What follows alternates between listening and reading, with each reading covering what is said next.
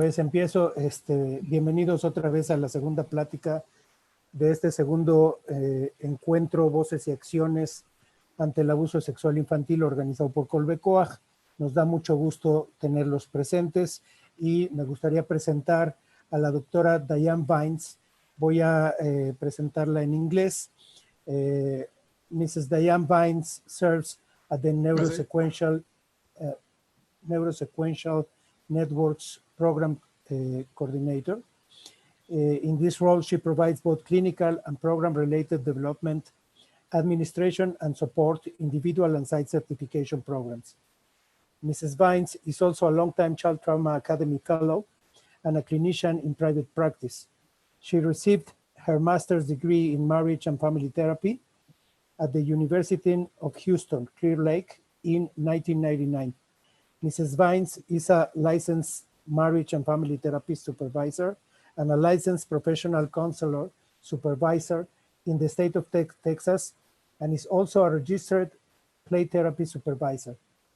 Mrs. Vines provides individual and family therapy as well as clinical supervision.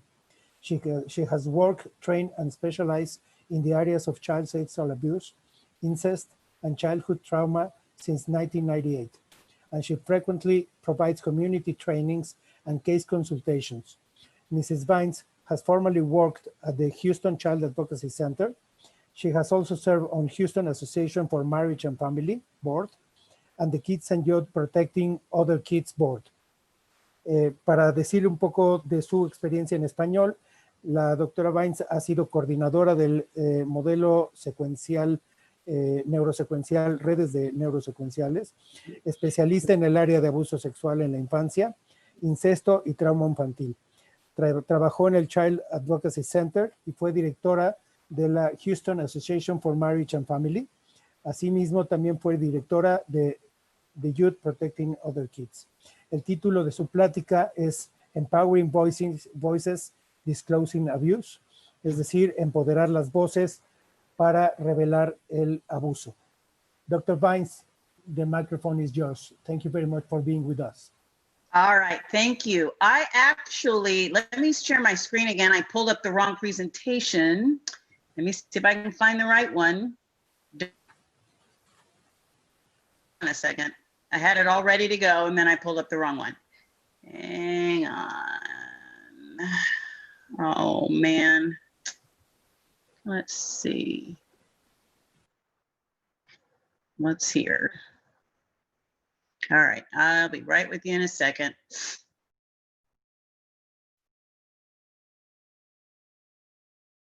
I cannot believe I did this.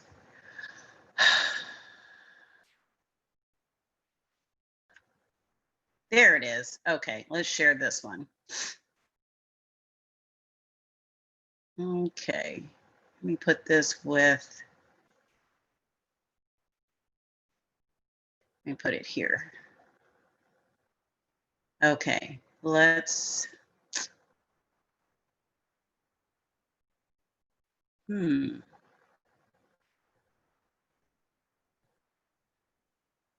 right, let me close this one.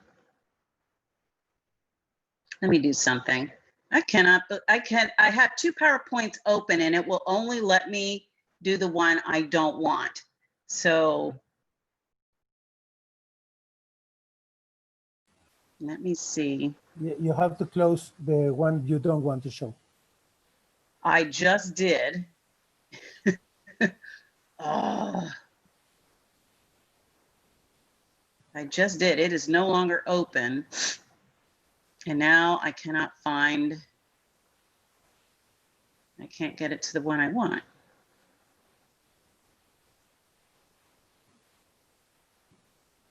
Let me see something. Okay. Oh my goodness. Well, I have never had this happen. Let me see.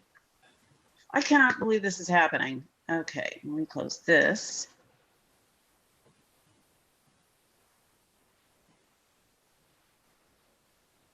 There it is, finally. Oh my goodness. Okay. There, now. Can you see that one? Yes, yes, we are looking at it. Thank goodness. Okay, let me get started then. All right. Okay, so I'm going to talk about the sexual abuse. You know, I've been, I did my internship at an advocacy center where that's all we worked with. And I don't know about you guys, but when I told people what I did for a living, they were horrified. And they were just like, oh, well, God bless you for what you do. And they were done talking to me. But actually, it was much more enjoyable work than it sounds. And we saw a whole lot of people get better. And so I really enjoy the topic. I enjoy talking about it, and I enjoy teaching on it, and I enjoy working with it because I see people get better. So, because if I didn't, I wouldn't be able to do it. It's a pretty awful thing. I think you all know that because you specialize in it. This next one. All right. So before we talk about trying to convince someone to talk about their experience, we probably ought to talk about why they don't. So let's talk about what child sexual abuse is, just as a refresher, so we all know that we are on the same page and how it happens and to and by whom. And let's understand that it is hard to tell someone about what's happening when it's happening. It's sometimes hard to tell later too, but it's definitely hard while it's going on. Victims worry about what will happen if they tell and after they tell, and very often they have good reasons for worrying. The idea, the concept of social referencing, which we will talk about, makes it even harder to tell. And we'll talk about why. And people don't usually know how to make that process easier for those who are getting victimized. So it just remains difficult. And if y'all have questions, I hope somebody's moderating this because I can't see the chat, but certainly ask. Okay, so I'm gonna go by what I know, which is what the definition and the treatment and protocols and whatnot in the United States and in Texas. And here, sexual abuse is sexualized activity that takes place between a child or youth that is 3 or more years older than the older person for the sexual gratification of somebody, usually an older person.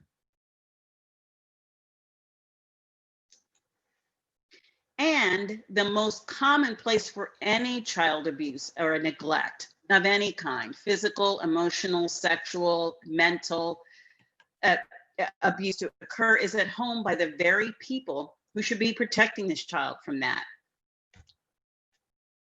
So the problem with that, though, is human beings are social. I know that all over the world, people are in social isolation of one degree or another because of COVID.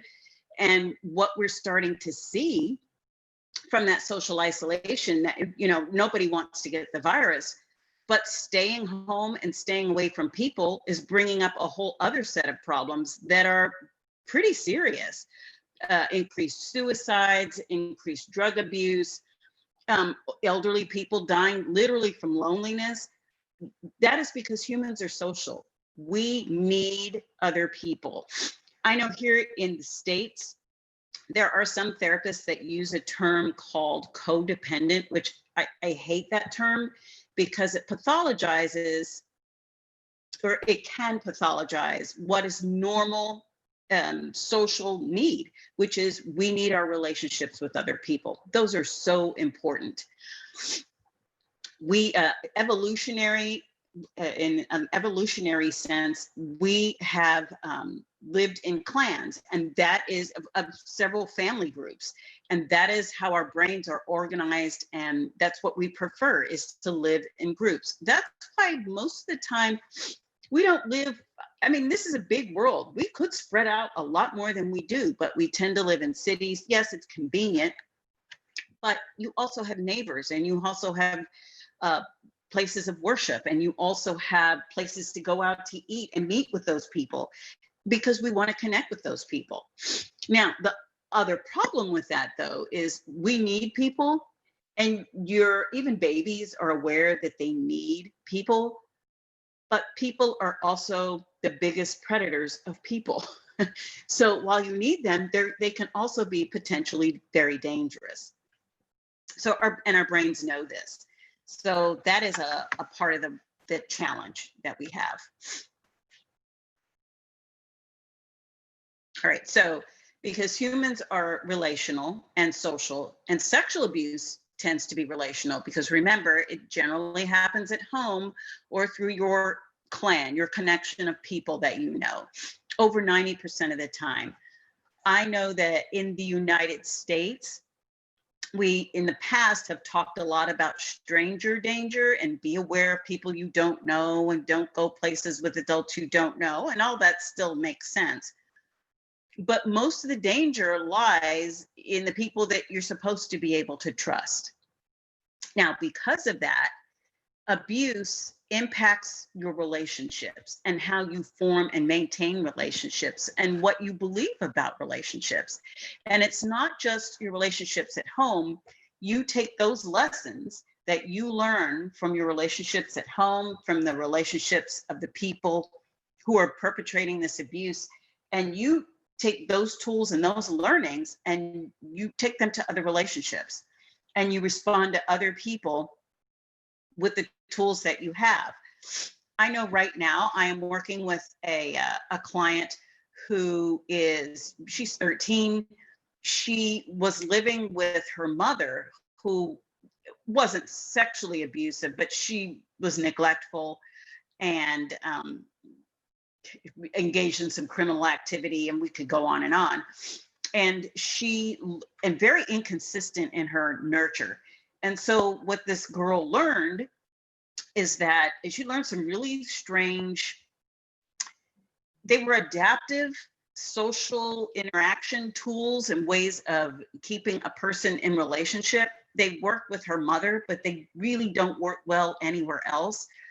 And so she struggles with relationships with a lot of people, including friends her age.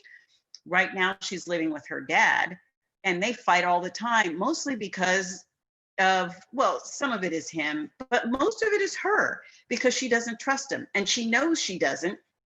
And she has told me, I just expect him to act like my mom, and he's a different person.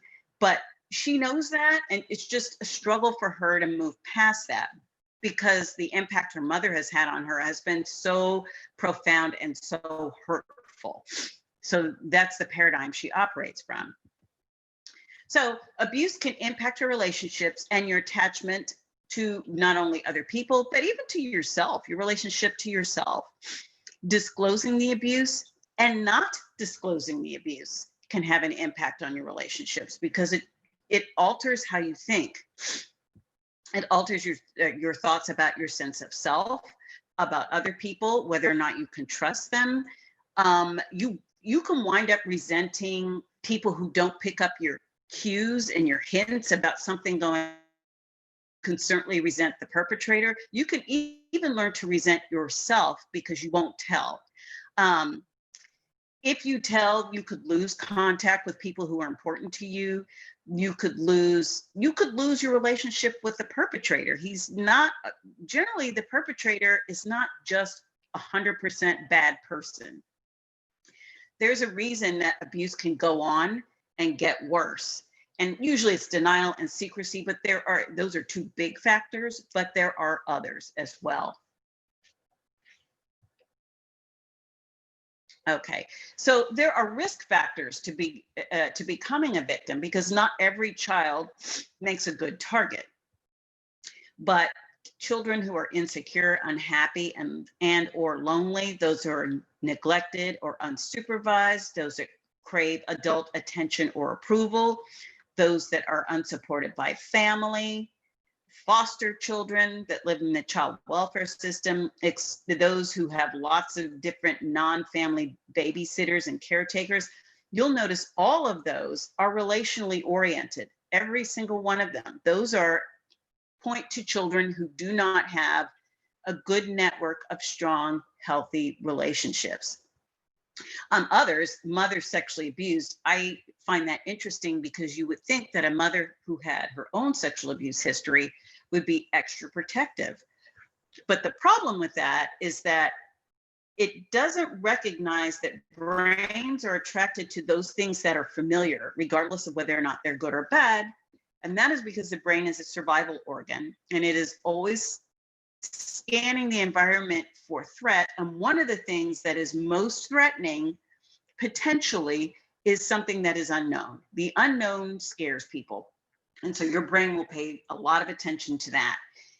When you see, and the irony is that because perpetrators are usually not 100% bad, there's something that the child is often getting, usually some form of attention that they need, that they're getting from the perpetrator. So when they see someone else with that same kind of attention to them, they are attracted to that.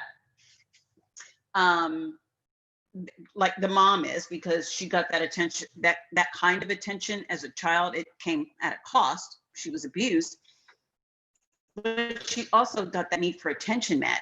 So when she goes for a partner, she also meets somebody who has those same set of characteristics, but they also tend to come tied to, and they're also abusive. And so they wind up abusing their children. So it's sad, but it's not terribly surprising if you understand how brains work.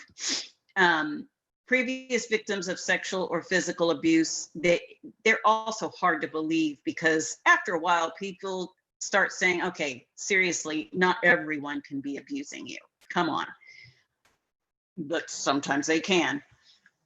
I used to have a lead a group therapy session of preteen girls, and one of the girls used to check in and say, hi, my name is so-and-so, and I'm here because I was sexually abused by most of the members of my family, which is a sad check-in, but it just goes to show you that sometimes one person gets away with it and the other people see it, and so they're like, well, I'll be next. I also remember working with a mother who was sexually abused by all of her brothers, and growing up, she thought that was just normal. That's just what brothers did. She didn't find out until later that that's not what brothers do. Not healthy ones and not normal ones. Okay. So one of the things, there are, I was talking about the attention and codependence and, but people being social. And so that makes children more vulnerable to getting sexually abused. They're more likely to tolerate the abuse because, and I love these three quotes, they're my favorite, some of my favorites, but people will often say, especially after a child makes an outcry and the mother doesn't believe it, she'll just say, oh, they just want attention. And my thought process is, well, they shouldn't have to work that hard to get it. But children don't want attention. They will settle for it. What they want is connection. And actually, you can say that about people. They want connection. They'll settle for attention if that's all they can get. And if they can't get good attention, they'll take the bad. But it's better than being ignored. And that is because humans are social. So this other quote by David Osberger, being heard is so close to being loved that for the average person, they are almost indistinguishable. And that is an important idea to hang on to for later when we start talking about how to help people disclose their abuse. It is important to be heard. In fact, just doing this work, I have learned, between doing this work and just being human myself, I have learned that people tend to not listen until they have felt heard. And, anytime you've been in an argument with someone and they clearly understand you and they have no idea what you're talking about, all of us tend to find ourselves not listening anymore, our next response, not necessarily because we don't care what that other person thinks, but quite opposite, we do. And it feels like a disruption in relationship and a loss. And so we're trying to reconnect. And part of the way we feel connected and understood is that we feel understood, and therefore accepted. Because it's very dangerous to be, it feels dangerous to be ejected from your group. We need to be parts of our group. And this last one is children don't misbehave. They simply behave in a way to get their needs met. So, we very often like to blame kids, and they're naughty and they're not behaving well. There's a reason for it. And a key example is lying. Very often, I'll be talking to a parent or a caseworker, and they complain about, well, this kid lies all the time, which, by the way, is a symptom of child sexual abuse. But and they want to know what to do about the lying. And my thought is, we don't do anything about the lying. We find out why they're lying, because they're lying for a reason, and we fix that. And once you take care of that, the lying will go away. Okay, so most of the time, sexual abuse doesn't just happen because, and you guys probably already know this, but I want to make sure we're all on the same page. They don't just walk up and start doing it. There's a process called grooming. That's what we call it here.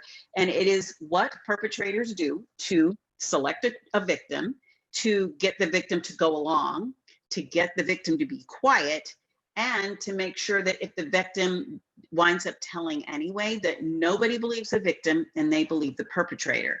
So perpetrators, which is what we call the sex offender, groom the child's other family members. They groom the community. They groom as many people as possible so that they look like a good guy and the child looks like they're lying or crazy or both. And then we've had some notable cases here where people who have pretty much celebrity status, and then it comes out that they're, somebody makes an allegation against them for sexual abuse, and the general public says, oh, not them. That can't be right. They have done all these wonderful things, and they're a good entertainer, they're this and that. So I think that person just wants money, or and the reason they say that is because the perpetrator has done a good job of grooming everyone. So, but for the child, they may provide them with special treatment.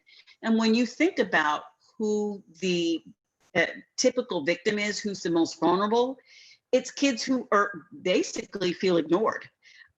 They're lonely, they're unsupported by adults. And here comes one that's not only willing to pay attention to you, but to treat you special. Well, and because we need other people, that makes that child more vulnerable to putting up with all the other things the perpetrator wants to do. They'll make excuses to be alone with children. I remember working with this mother whose daughter was, actually both of her children, daughter and younger son, were sexually abused by her spouse. And it was his stepdaughter, her daughter, but he had been to prison for abusing his own daughter.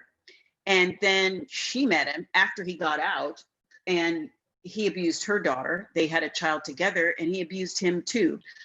But one of the things he would do is he would offer to babysit when she wanted to go to the club with a cousin, which the average man's wife is out at the club, but he was willing to do it because then he had unimpeded access to the child, to both kids. I knew another woman who had been sexually abused in her family and developed a substance abuse problem to cope with the aftermath of it. And her husband was happy for her to go to rehab and spend 2 or 3 weeks because he had unimpeded access to their daughter, which is when he would abuse her. So they make excuses to be alone with victims. They will accidentally be naked when children are around, or accidentally on purpose be around naked children. And that's to get kids used to, I'm forgetting the term that I want to use. It's not sensitized, but desensitize them to nudity which should feel a little weird at some point, but it's to desensitize them to this person being around them naked and that person being naked.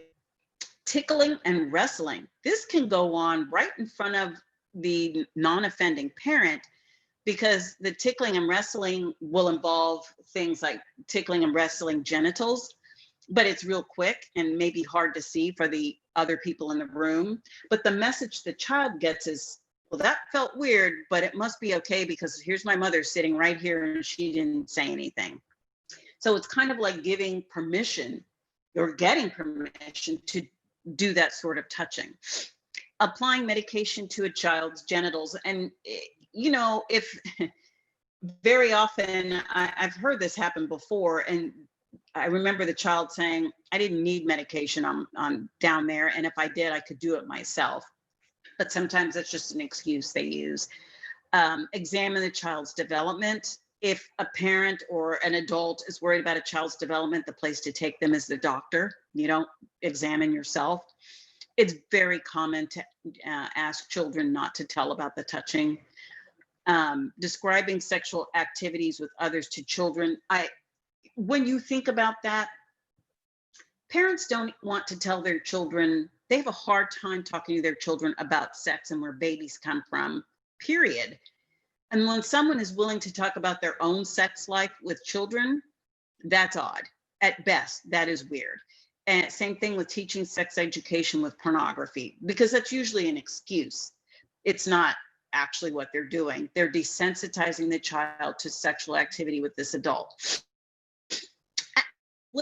This is a list of grooming behaviors that came from it's an old study of incarcerated sex offenders. And they were talking about, these are some of the things that they did in order to get kids to go along with what they were doing and let it accelerate.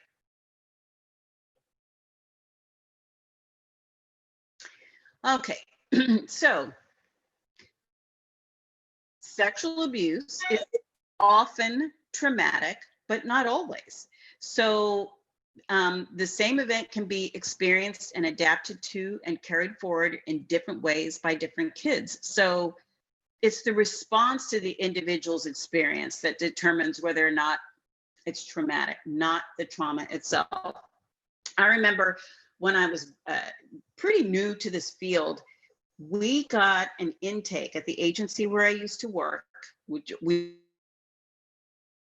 and the child did a forensic interview, which I'll talk about later. And I'm not sure if you do them there, but we do them here. And the child had been sexually abused by her father. And she did not seem at all traumatized or upset. For her, it was a game. And her father would put grape jelly on his penis so she could lick it off. And so the interviewer was asking her, well, how this came to be. And I remember the girl saying, no, silly, he put grape jelly on it. My supervisor and I were watching this interview and we were thinking, oh my gosh, when we tell her that was not okay, that's when she'll get traumatized. Not now. Now she thinks this is just a fun game. So it is the response to the event. So actually, you know, and probably later what would happen, because I think she was maybe 8 years old at the time. Later on, when she's 15, 16, 14, and realizes what sex is, then it might hit her and become traumatic. But in the moment, when she's 8 and thinks it's a game, it didn't bother her. Okay, somebody has a raised hand. Should I answer that? I don't mind. Okay, go ahead. Okay, what is the question? I don't see any question.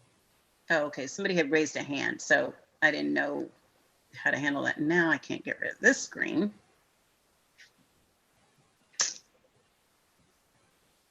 Okay. Okay, there's a raised hand.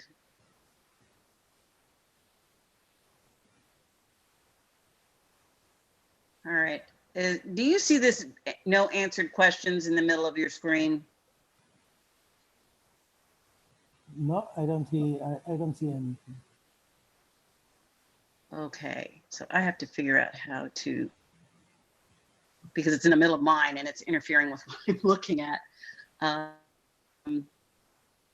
Just close it down and keep going. It says your screen, it's underneath, the close button is underneath something. Oh, let's try that. There we go. All right, that's all right. So the incidence rates of child sexual abuse in the US and Canada apparently is falling. And this is from a study that was done. It looks like it's a slightly longitudinal study, but it was published in 2016, so only 4 years ago. There's not a whole lot of new research about child sexual abuse, but this is the newest I could find.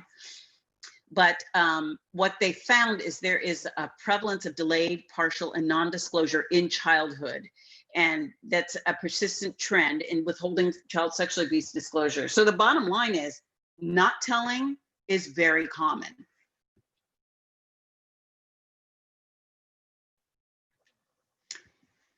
So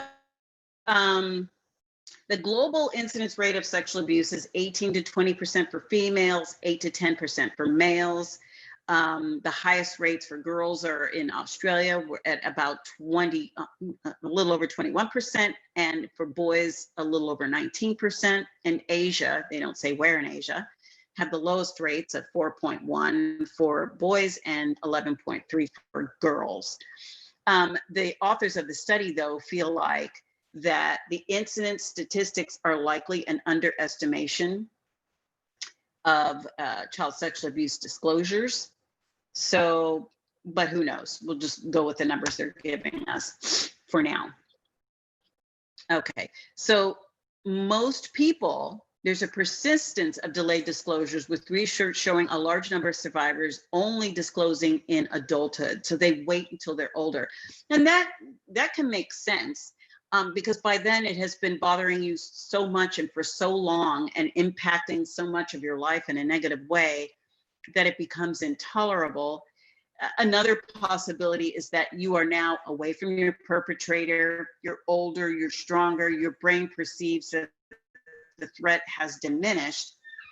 And along with that struggle, it's safer to tell. So let's talk about why disclosure is so hard. All right, so this, from that study, they talked about why men didn't disclose.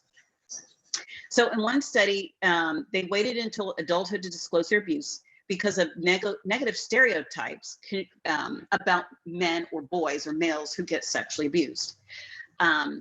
They talked about breaking their isolation as a motivator for disclosing. In other words, with the aid of various forms of media on disclosure. So in other words, when we talk about it, and especially when we talk about it either on television, through news, through programs, through social media, it lets you, because again, people are social, and it lets that man know you are not the only one. You're not a weirdo. You're not the only person this has happened to. It has happened to other people. It has happened to other males. And so there are people out there who can understand what you've been through and can be helpful. There is a podcast that I have, I've listened to quite a few episodes, but it's called Real Men Feel. And I have the URL down there, but I specifically remember one podcast where there was a man who talked about his sexual abuse disclosure, and he was sexually abused by a family member. And he, at the time he recorded this, it had only been fewer than 6 months since he had come out and shared with a group of other men that he had been sexually abused, and he hadn't still told several family members, and he was talking about the challenges of that. So and it became his mission to help other men who have this history to tell and to not keep it quiet anymore. Because he had a lot of, I mean, he struggled a lot in life just trying to cope with the feelings that come from having this knowledge that this happened to you and having it all to yourself. Because again, people are social and this isolates you. It makes you feel alone. And that's a very threatening feeling. Now, this is another study from that same article about why African-American women didn't disclose. And they said that no one's ever talked to them about sex, so they didn't even have the language to disclose. And that's really common. When no one talks to you about sex and what it is and what your body parts are and what they're for, then if a perpetrator tells you this is a game and everybody's doing it and it's okay if I do it, you have no idea that it's not okay and that not everyone is doing it and that they shouldn't be doing it either. You have no idea. So you don't tell. Fear of family breakdown and removal, which is a legitimate fear because it sometimes happens. It happens often enough. Not wanting to tarnish the family's name also happens often enough. Fear of retribution by family members if they disclosed, because sometimes family members know what's going on and they just tell you to keep it quiet. They will actually do that. I remember one case we were working and it went to court and the child's family, so it was, I believe it was her stepfather. The mother was in support of the stepfather. The siblings were in support of this. The whole family was in support of the stepfather, and they tried their best to make this victim look horrible in court. Fortunately, the jury was on the child's side, and they were very sweet, and they wanted to get together a little fund and help her pay for college when she graduated from high school, because they were very upset, and they told her, don't worry about your family, we're your family now.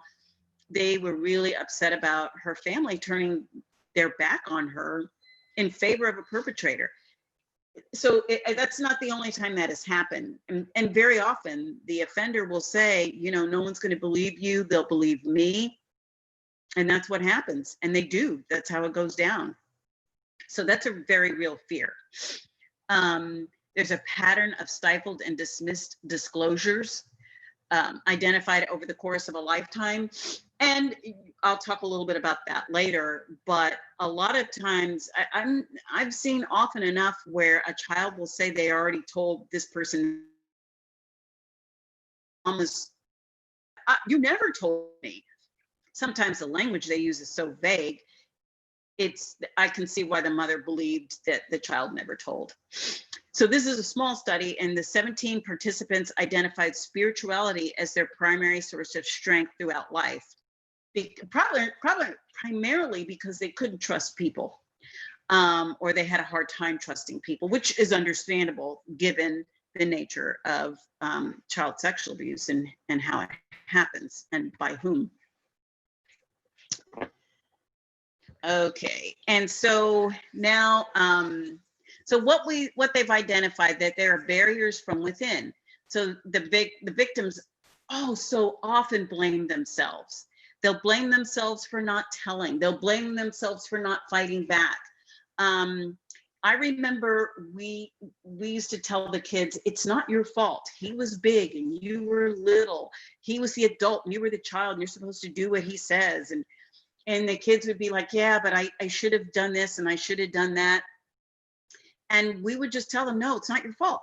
And at some point it dawned on me, you know, when you tell a child it's not your fault, you didn't do anything to cause it, he was going to do it no matter what you said, that, you know what else that child heard? Wait a minute, it's not my fault. I didn't do anything to cause it, and there's nothing I could do to stop it. Are you telling me this could happen again? I mean, I could just be a victim and there's nothing I can do. So I had to reframe what I told them. And I said, no, it's not your fault. You didn't do anything to cause it. The only thing you could do to stop it was to tell, but you didn't know that. You didn't know you could tell. You didn't know you could lie to him and say you would not tell and then tell anyway. That would have been okay, but you didn't know. but now you know, so you don't have to be a victim, and you keep telling and telling and telling until somebody believes you and they make the abuse stop. But you didn't know you could tell. That's where your power is, because as soon as somebody, the right person found out, you see where you are, it stopped. Okay, so there are barriers from within. There are barriers in relationship to others. There's violence and dysfunction in the family. I've seen some horrible things that perpetrators are willing to do. You know, do terrible things to pets, do terrible things to siblings in order to keep a victim quiet, do terrible things to the mother. Power dynamics. The kids are aware of the impact of telling, and they may have a fragile, and probably likely have a fragile social network to begin with, which could lose half their family, just like I talked about the girl at court, if they tell. Another thing is a taboo of sexuality. We don't want to tell our children about sex, which actually perpetrators don't mind doing it. So I've kind of jokingly said, if your values about sex are you should never ever have it ever, there's no way to convey that unless you talk to your children about it. So they need to talk to their children about it, whatever your values are on sex. And it's not a one-time, well, let's sit down and talk. It's an ongoing conversation. We'll get more into that later. There's a lack of available services, and a culture or time period in which the abuse occurs can all impact the degree to which someone is comfortable disclosing. Okay. So disclosure is an iterative, interactive process, which means it's not, you don't just sit down and say it once and it's all done. It's best done in the context of a relationship over time. And my observation is that it very often, unless it winds up in an investigation somewhere, it'll go a little bit like this. I actually remember a therapy session where I learned this. There was a mother, actually the mother who had gone to rehab multiple times, and then the child's father sexually abused her during that time. The mom had a hard time believing that her husband would do that, so the child was removed from her home and went to go live with an aunt. We're putting the family back together, so we're doing family therapy. And the daughter, who was probably about 9 or 10, would sit on the sofa next to her mother, and they would talk. And then the daughter had a question, because the daughter was a little angry that her mother didn't protect her, which is not uncommon. So the daughter would get up and move to a chair across the room, ask the question. Her mother would answer, I would answer, the daughter would ponder the answer, and then we'd change subjects and she'd go back and sit next to her mother. And then when she had another important question, she'd get up, move to the chair. After about the third time she moved to the chair, it occurred to me that what she was doing was creating a feeling of safety by creating some physical distance between her and her mother, asking her question, watching, not just listening for her mother's response, but watching, we'll talk about that, then digesting that response, the physical and the words, what that looked like and what it felt like, and then what does that feel like in her body. And she did the same thing for me. And when she figured out she was safe, she went back and sat next to her mother. It was really interesting. So, but even the disclosure process is very similar, because I've had, and you probably have too, had many victims say, when I say it out loud, it makes it real. And they can imagine that it didn't really happen. Did it really? I wasn't sure, blah, blah. So when you say it out loud, though, not only do you hear yourself say it, then you have to deal with what you just said. You have to deal with the idea that someone else heard you and now has their opinion of you changed. And you have to deal with all of that. And so they'll try it. They'll just float a little test, see how you do, see if it's safe to say a little bit more and a little bit more and a little bit more until it comes out. Contemporary disclosure reflects a social, ecological, person in environment orientation for understanding the complex interplay. So in other words, that's basically what I'm talking about. The age and gender significantly influence disclosure for a number of reasons. One of the reasons that very small children and children with learning disabilities, children get like intellectually disabled, make great victims because they make terrible witnesses. They have a hard time between distinguishing yesterday, today, and tomorrow. They have a hard time being able to share a story of sexual abuse that makes sense to adults in a court of law. So they, and then there's a lack of life course perspective. Very often young kids just think, I'll just forget about it. It'll go away, I'll forget about it, and I won't have to tell. And that does not work. But they don't know that, they're not mature enough for that. And that's probably, now that I think about it, one of the reasons why they finally tell us as adults, because they realize that they were wrong as children, you need to talk about it. The barriers to disclosure, though, continue to outweigh the facilitators and things that make it easier. And that's from that study. Okay, so the other thing about children telling is they have often disclosed to several people and they weren't believed or it wasn't reported. Telling, though, can often be vague and more subtle, like like I was saying, kids will say things like, well, I just don't, he's weird. Uncle so-and-so is just weird. I don't like him. He just does weird stuff. One that I've heard of is, well, my daddy ate my cookie. And that's because, instead of using the right names for genitalia, people will give them nicknames.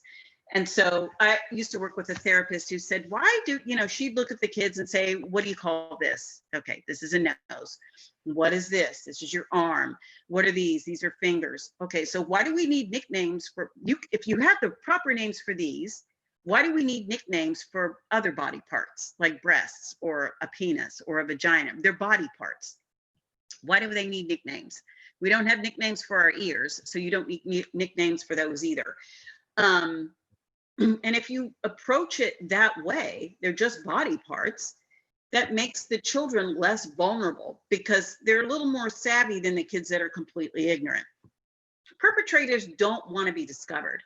So it's not that they just want children. They don't want to be discovered fooling around with children. They will bypass children who are smart, savvy, connected, confident, and go for that. That's why the kids that are the most vulnerable are the most relationally needy and are more willing to put up with whatever the perpetrator wants just for the little crumbs of attention that they get. So obviously a good preventative measure is to be really connected to your kids. Okay, so why else is disclosure so hard? Well, people are afraid. Fear is the bottom line. Sexual abuse and disclosing sexual abuse are intimate, they're personal, they're dysregulating, and very often shame-inducing. And people will do it. I'm surprised at how much people are willing to do to avoid feeling bad.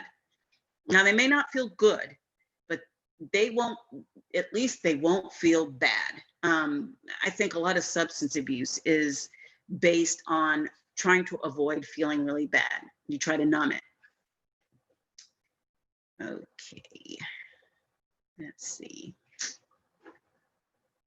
Okay, so very often the story, the personal account of their sexual abuse goes untold, and they just go along with it because they feel helpless and hopeless for anything different. When the people you would ordinarily tell are the people doing it and the people ignoring it, you've learned that you can't trust people because those are the people you should be able to trust. So why would I tell anyone else? People are not trustworthy. Also, perpetrators may make good on their threats. Another, and I'm surprised at how often I've heard this, is that there are older children who will put up with the abuse. So because the perpetrator tells them, well, if you don't let me do this to you, I'll just do it to your younger sister or your younger brother. And so in order to spare that child, they'll put up with it.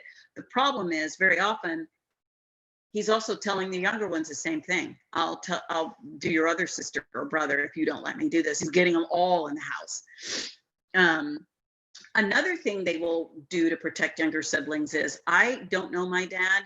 My dad left when I was little, before I was born, when I was a baby, and I don't want my siblings to not know their dad. Even though their dad is sexually abusing me, I put up with it so they could at least have a dad, because I know what it's like not to have one. So they feel like they have nowhere else to go. At some point, though, often enough, the abuse gets to be worse, to feel worse than putting up with it. And sometimes that's why kids run away from home, and they wind up in human trafficking situations, just trying to get away from being abused at home. In fact, it happens often enough to where in Texas, and probably other states too, but certainly in Texas, we have, and in the Houston area, we have something called girls' court.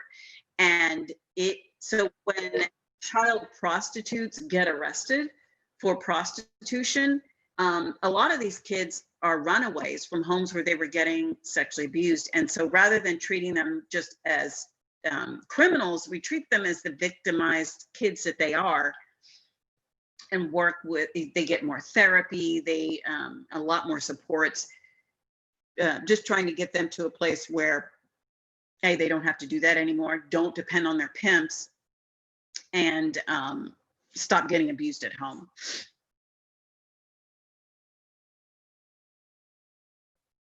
Okay, so child sexual abuse, grooming, and disclosing are processes that occur over time. But sometimes, even without words, children will tell with their behavior. I do remember one time there was a boy who had been sexually abused. He and his sister had been sexually abused, and the mother went to prison, or to jail. She was in jail, and it wasn't just sexual abuse. There were all kinds of crazy things going on in their house. And because the mother was First Nations, she was Native American, and they have a separate set of rules here. So when she got out, those kids were going to go back and live with her. Well, they didn't really want to, but they were afraid to say that. So they were having phone calls, visits, and maybe even sessions with they had 1 or 2 sessions with their mother. And the boy, the more sessions he had, the more contact he had with his mother, the worse and worse he got, because she kept saying, we're going to be a family. And some guy that she'd been with before she went to prison was going to move back in. And eventually his placement foster home broke down because his behavior was so bad, because what he really meant was he wanted to live with his mother and his dad, not his mother and this other guy. But while he said he wanted to live with his mom, his behavior said something completely different, to the point where he lost his placement. So some of the behaviors the true red flags are when they tell you they've been sexually abused, because kids rarely make this up. It's too embarrassing. You might make up a lot of other things, but this you rarely make up. And in this country, the research says that when kids do make it up, it's usually because there's one parent that said, you have to tell people this, and it's usually because of a messy divorce.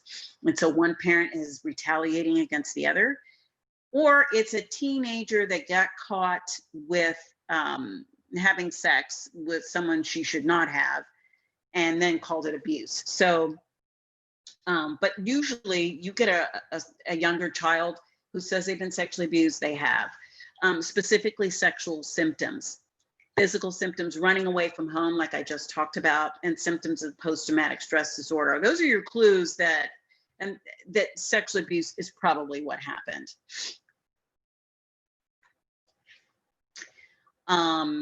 So some of the sexual symptoms are public masturbation. I mean, everywhere, all the time, in place, just during situations and times when it would be really weird to be doing it.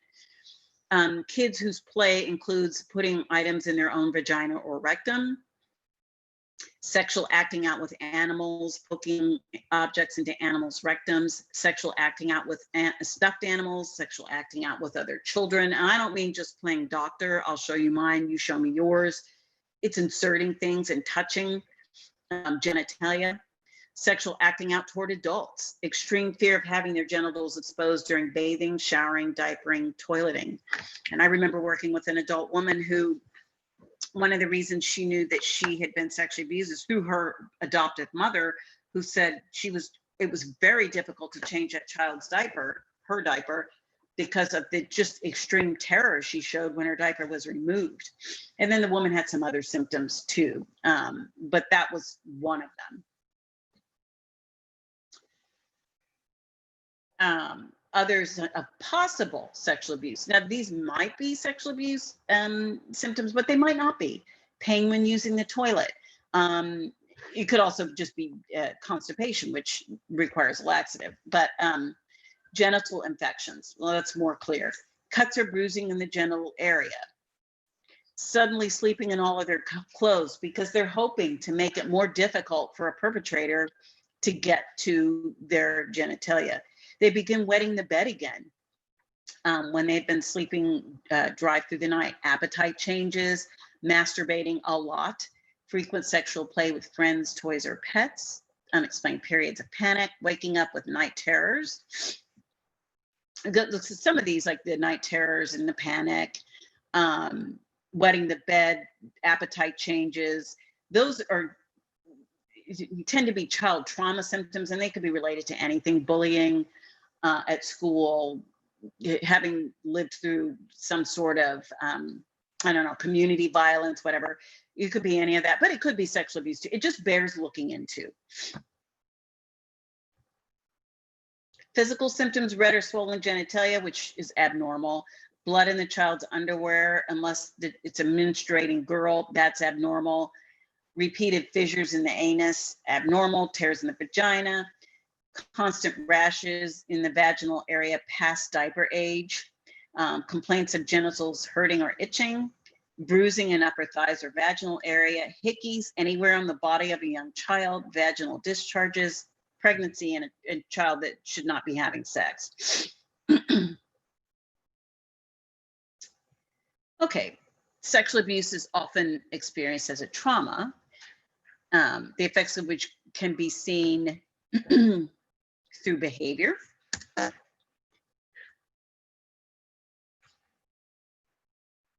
So I remember we were talking about lying earlier. What should we do about the lying? We'll figure out why they're lying, because very often, you know, people lie.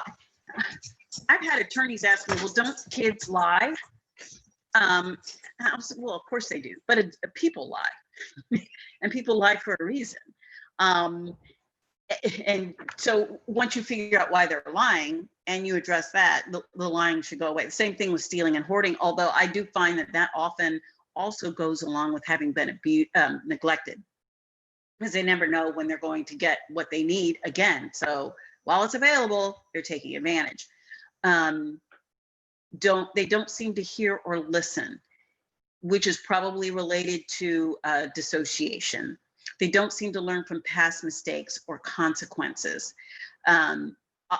probably related to being dysregulated. Often, problems with eating, sleeping, or breathing, or breathing, poor grades in school, poor social skills, including aggression and labile emotions, which are linked to childhood depression, which is a little bit different than adult depression. It manifests a little bit differently. It's being deliberately mean or hurtful to others. This is really a lot more common than I would have thought. But people who can't get close enough to you because you are too mean or hurtful, they can't hurt you because they can't get close enough.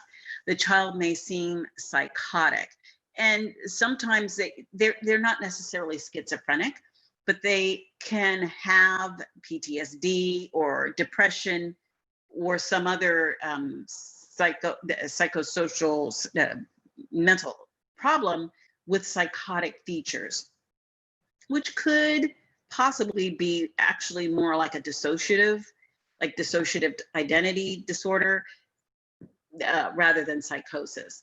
But it could be psychotic features. They avoid anything that triggers strong negative feelings because they can't tolerate them. They may engage in self-injurious behavior, including significant risk-taking. I remember going to a workshop many years ago, and the presenter was talking about people who engage in self-injurious behavior. And they said, if you have 100 of those people in a room, 50 of them have likely been sexually abused. So it is that big of a symptom that you ought to at least look into it. And it tends to pop up around age 12 or 13, but it may not be necessarily sexual abuse, but some form of abuse or neglect. Self-mutilation is not that uncommon. Okay, so other symptomatic behavior: defiance, just refusing to do it, checking out, like you're not there, not paying attention, or being overly compliant. Problems with transitions, unpredictability, and unplanned changes. They need things consistent because they need to know what to expect, and that so that they know how to respond and protect themselves. Persistent, recurrent tantrums, rocking, head banging, and other repetitive self-soothing behaviors, because those rocking, head banging behaviors are self-soothing and they help that child calm down. Seem unwilling to verbalize thoughts or feelings or answer questions. And I don't think it's because they can't, because they don't want to, it's because they can't. All right, I think the next slide will explain that. No, but we will later. Okay, other symptoms of trauma include attachment problems, and poor self-perspective, negative self-image, self-deprecating, body image problems, etc. Okay. All right, so let's talk about the brain here. And I'm sure Dr. Perry showed you at least the slide on the left more than once. Your brain is arranged in a hierarchical fashion from the bottom to the top and from the inside out. So that's how it develops and organizes and actually functions. And so it is interconnected. Those different areas communicate with one another through various, what we call axonal projections. And there is a, when we do, because we'll do assessments and we'll look at various parts of the brain and how they're functioning, but really we're looking at networks because these regions are connected. And if you impact one, it impacts the others. So at the bottom is your brainstem and cerebellum, and that's where your autonomic nervous system stuff goes on. So those are the things you don't have to worry about. You can go to sleep and not think about or try to make your heart beat or keep your blood pressure where it needs to be or keep your body temperature up. That your body takes care, your brain takes care of that for you. Up at the top, those are the things you can control. Down at the bottom, it's much tougher to control because of what it does. So the other thing to keep in mind, though, is that when you get more upset or dysregulated, your brain starts to shut down and function less efficiently from the top down. At the top of your brain, in the cortex, you have your speech and language areas. So that and what that means is, for disclosure, when someone asks you about an event like that one, which is shame, anxiety provoking, your brain perceives that as threatening. Just talking about it, sharing it with someone else is a threat to the self and to connection with other people. And so that top part of your brain functions less efficiently. And so talking about it is difficult. The words just simply don't come out well. And hearing other people talk about it doesn't work out well. That is why when some people, when they have to give a big speech, they're a nervous wreck. And it's so hard to give the speech because the part of the brain that you need to give a speech isn't working very well. When you have an argument with someone, a very heated argument with someone who's important to you, and you are so irritated by what, and there's a lot of back and forth, and you finally go, you know what, forget it. And later when you're calm, you think of all the things you could have said. You didn't think of them then because that perceived threat of being disconnected from that person, feeling disconnected from that person, was so threatening that it felt like an attack on the self, and a threat to your survival, to the lower part of your brain. That's also where this information is going in, that it started a cascade of responses, one of which is to shut down the part of the brain that would interfere with your survival and move closer to survival mode. And so you couldn't say what you wanted to say. And later when you're calm, when you feel safer, now you can think of all that stuff. So it's basically and depending on how threatening what is happening is, there's a precortical association. And so before you even have a chance to think about it, you've responded.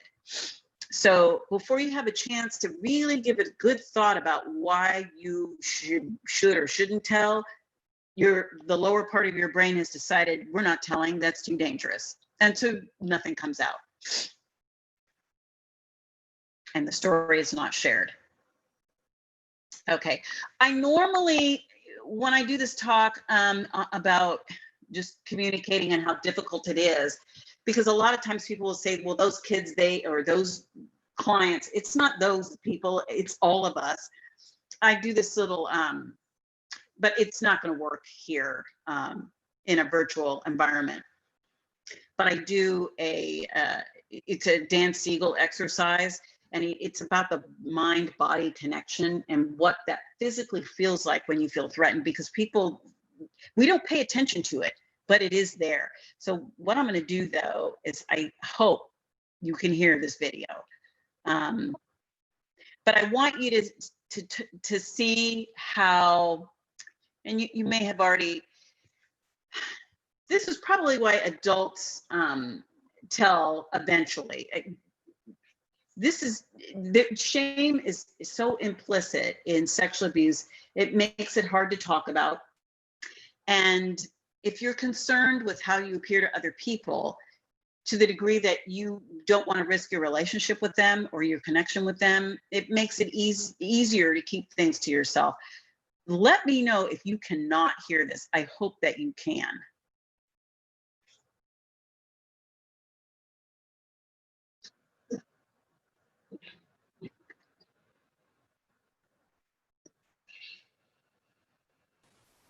No, we cannot hear it.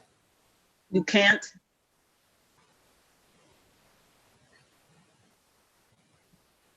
Okay, hang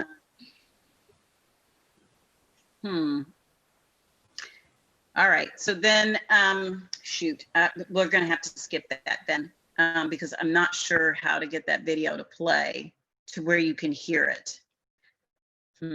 Okay, we'll just move on.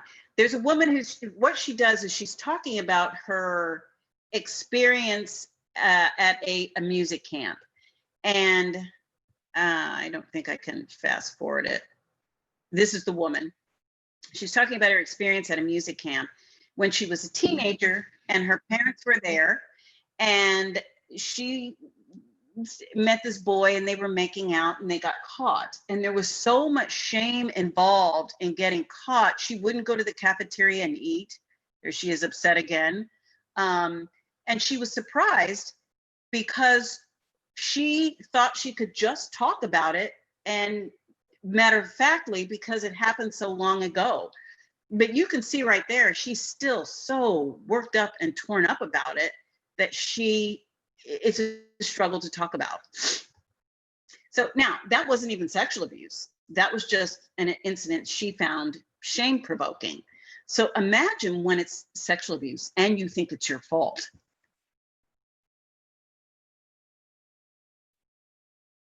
Okay. All right, so the other thing about people who have an abuse or neglect history is because the brain is a survival organ and because the brain is constantly making sure that you are safe and scanning the environment for anything threatening and preparing to respond to that, and one of the things that's very, very threatening, because humans are social, is disconnection. So, but people with an abuse history overread social cues because they become sensitized to anything that appears threatening in any way that is somewhat similar to what was threatening in their past. So when, and it also impacts their attachment style. So they will figure that if you, something benign that should be benign, they're already thinking, all right, they don't like me. There is, I forget the person's research, but they had people with abuse history and then control groups look at pictures of faces.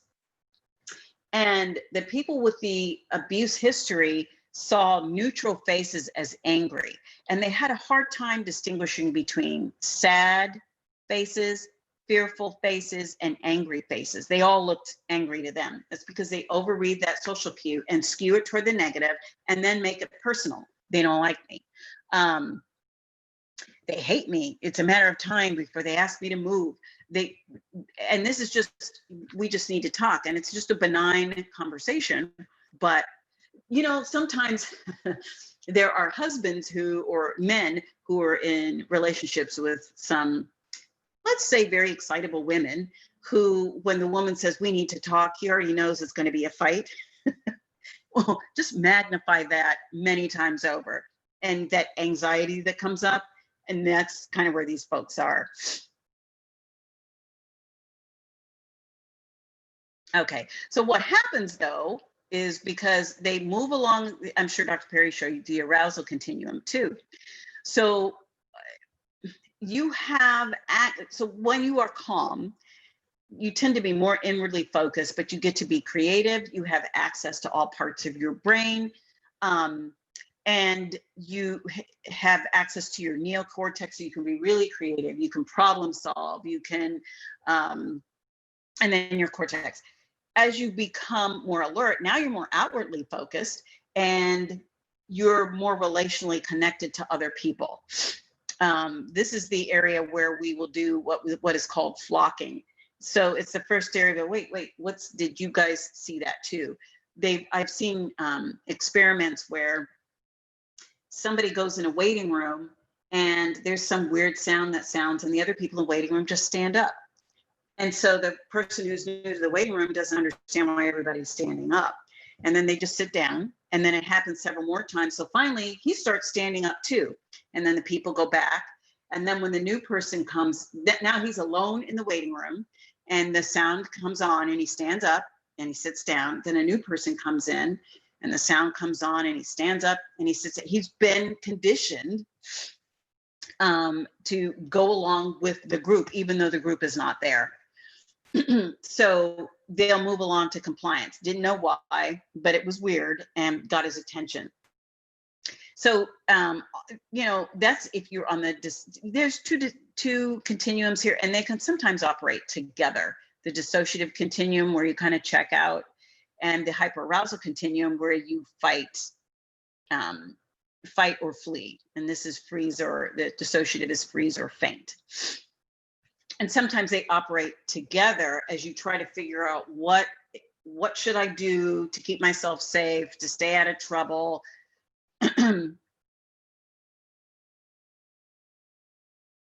Okay. Again, part of what we're doing, you know, as you move along the arousal continuum, part of what you're doing, whether you recognize it or not, is responding to feeling your feelings. We didn't really get a chance to do the Dan Siegel exercise, but most people are not aware of this, but your body feels very, very different when you're anxious or nervous or scared than it does when you're calm and relaxed and happy. And if you can think of some times where you felt very frightened, you got some really, really bad news. having trouble thinking of some really good examples. You had to testify in court, for example, unless you're an attorney and you really like that sort of thing.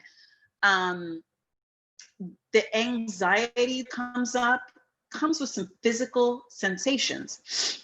And I have discovered, or not discovered, but I have noticed that people respond, that's really what most people are responding to, I believe, is those physical sensations that they don't want. They're very uncomfortable, and they will do whatever is necessary to get rid of those. So if it means wiggling, if it means fighting, if it means checking out so you don't feel them, they will do that. So because those are really challenging to deal with. The other thing that happens, though, when you are dysregulated, your functional IQ goes down, because the part of your brain that helps enhance that is more and more offline and functioning less and less efficiently. So you make poorer decisions, like deciding not to tell, for example, might be one, even though it could change the trajectory of your life for the better. And you should tell, you don't tell. Okay, and I don't know how aware you guys are of the adverse childhood experiences study that was actually quite an accident, that they discovered this collection of childhood events that occurred that then later in adulthood impact your physical health, never mind your emotional and mental health, but your physical health. Like you're more likely to have cancer or diabetes or heart disease or any number of things with lots of early adversity, except that it depends on when that adversity occurs. It depends on who's around and who's helpful. So healthy relationships early in life will help mitigate those. So you can have up to 4 adverse childhood experiences without the ill effects of them if you have healthy experience, attachments and healthy relationships. That's how important relationships are. That's how, and that's because that's how social people are. We need other people. And we need connection with other people. So it is a better of your health, your physical health and your emotional health than anything that has happened to you. It is your connections. That is what makes the difference. In fact, there's old and recent research that shows that even with therapy, it's not the technique. It's the relationship that you develop. It's the therapeutic relationship that you and the client develop together that heals. It's not the technique. I know in this country, there's a big push toward is it trauma-focused care, trauma-sensitive care, and there are different models of treatment. So people will get trained in, say, TB, trust-based relational interaction. They'll get trained in trauma-focused cognitive behavioral therapy, and they'll say, I'm a trauma therapist, I know this model. They get trained in EMDR. And that's fine, but what that really tells you is you're trauma aware and you know how to implement this model. It doesn't necessarily make you trauma informed. Trauma informed lets you know when you should not be using that model or which pieces of that model will not be helpful because you're attuned to the client. So in my personal view, the moment you forget about the client and focus on your model, you're not trauma informed anymore.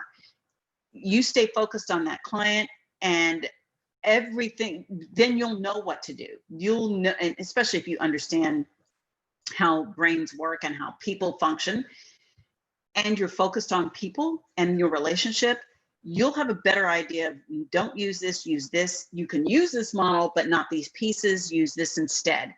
Because really everybody's different and there is no one size fits all treatment to anything. Okay.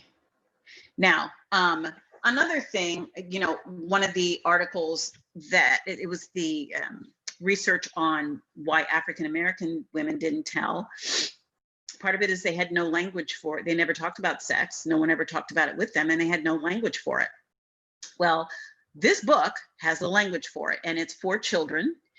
And a friend of mine who's a psychologist, many, many years ago when my daughter was little, over 20 years ago, bought this book for us. She also bought it for the agency where we were working, but she bought one for me. And my daughter and I, my daughter was 6 at the time, and so she read a page to me and I read a page to her. And I did it that way so that we could start a conversation about sex, and she knew it was okay to talk about it with me, where nobody was freaking out and nobody was anxious and nervous. We're just reading a book. At the end of the book, I told her, you know what? If you have more questions about this, we can talk about it at any time. It's not a big deal. Please don't tell your friends. Their parents want to tell them. Their parents didn't want to tell them. I just didn't want messages from school. Your daughter's talking about sex at school. But I told her, we can talk about this anytime. It's not that much different than what happens to your food after you eat it. And she said, well, what does happen to your food after you eat it? So then we talked about digestion and poop. But really, that's kind of how kids see it. When I was a kid, my mother told my sister and me about sex, and I was probably 7 or 8. My sister was a year and a half younger. She was a registered nurse, so she used all of the right words.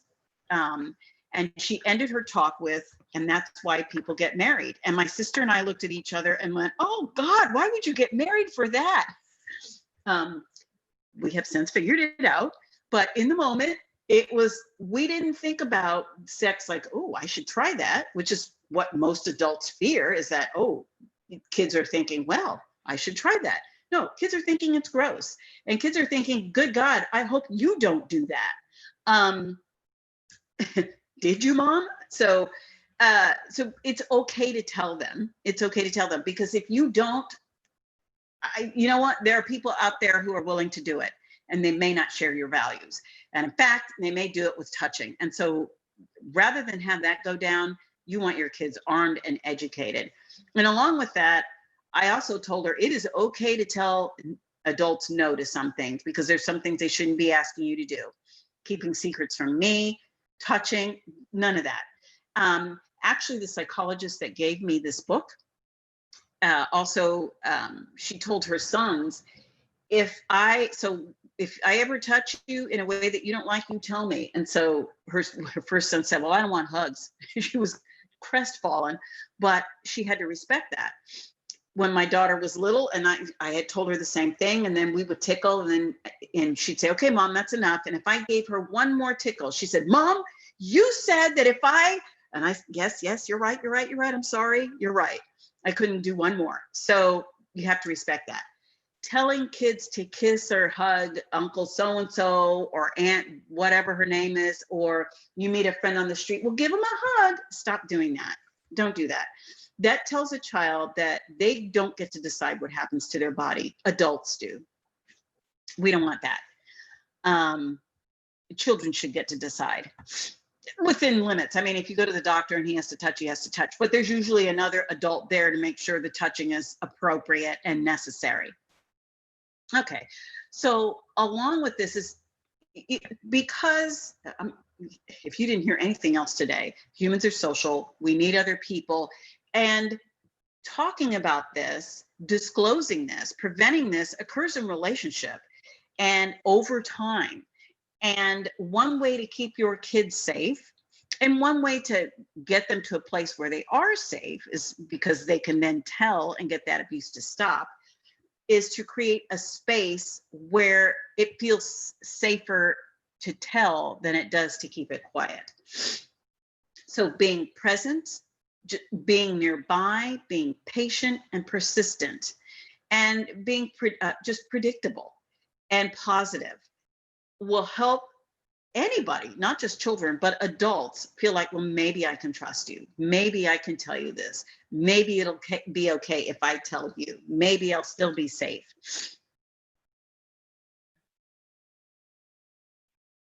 Okay, here's another video that we probably can't hear or read. But anyway, this is about social referencing. I'm just gonna at least get to the pictures if I can. Let me get it started.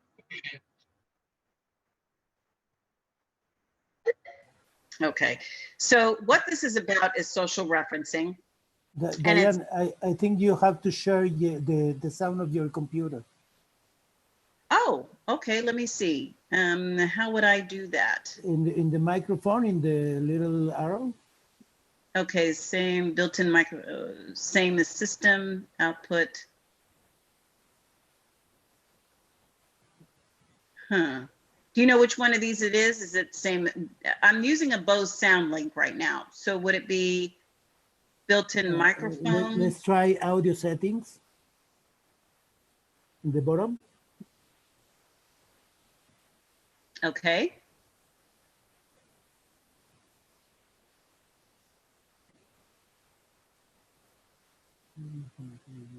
Did you hear that? No. Do you hear that sound? No. No. Okay. It says in your computer says automatically join audio by computer when joining us. You want to try that? Yes. Let's see if I can find that. Join audio, mute microphone when joining me, press. Okay, where would I find that? Audio. In audio settings. Okay. Test microphone, out microphone. No. Okay. It says, lower it says automatically join audio by computer. Diane, Huh? in the top of your screen, you have view options. You see your Okay, hang on. view options and share computer sound. Because I'm in speaker mode, which is the problem. Okay, let me get out of. In the top of your screen, you have to share computer, share screen. Sorry. At the top of my. But you have to share first. Okay, share screen. Share screen. Okay. Then in the top of your screen, you have view options. No, see, that's the problem. Well, let me, I don't. I have mute, stop video, participants, Q&A, new share, pause share, annotations, remote control. You have an arrow there. Click on chat, record on this, disable and hide video, hide copies. No. Okay.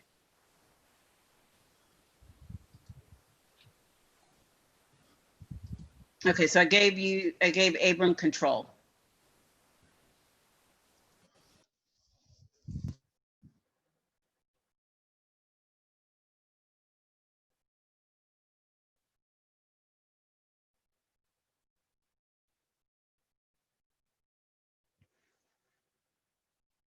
Do you see it?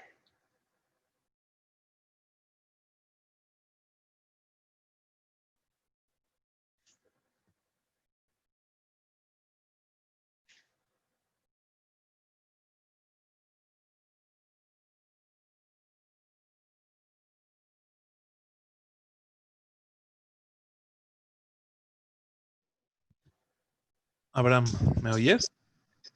Okay, no lo vamos a poder hacer nosotros, solo ella lo puede hacer porque nosotros no podemos ver sus opciones de Zoom.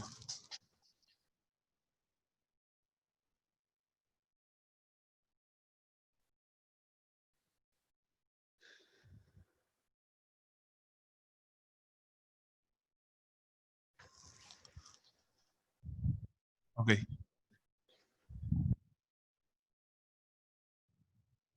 Ajá.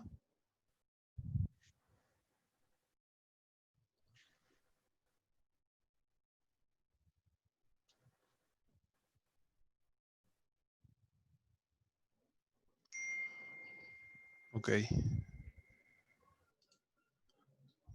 Diane, can you hear me? Yes. When you click on share screen, first you have to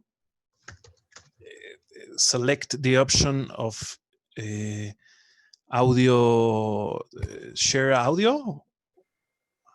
When I share my screen, Put I your screen. have to Ah, ok. select it. Déjame, a ver, Okay. un segundo. A ver, Abraham. Sí, que Ya le ponga puedes share screen. Diane, you hear me? Yes.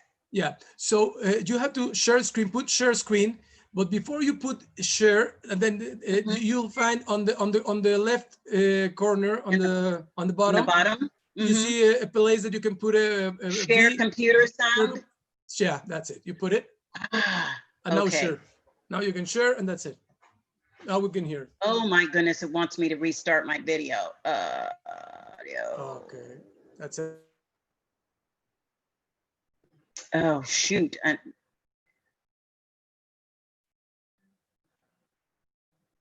I wonder what password I should be entering to share your, please install the Zoom audio device. I need this.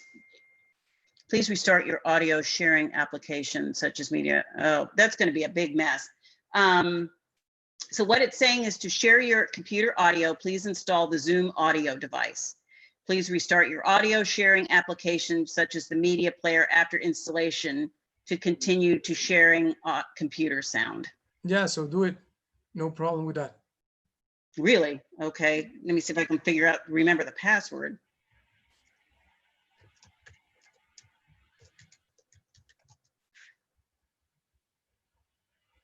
That's it.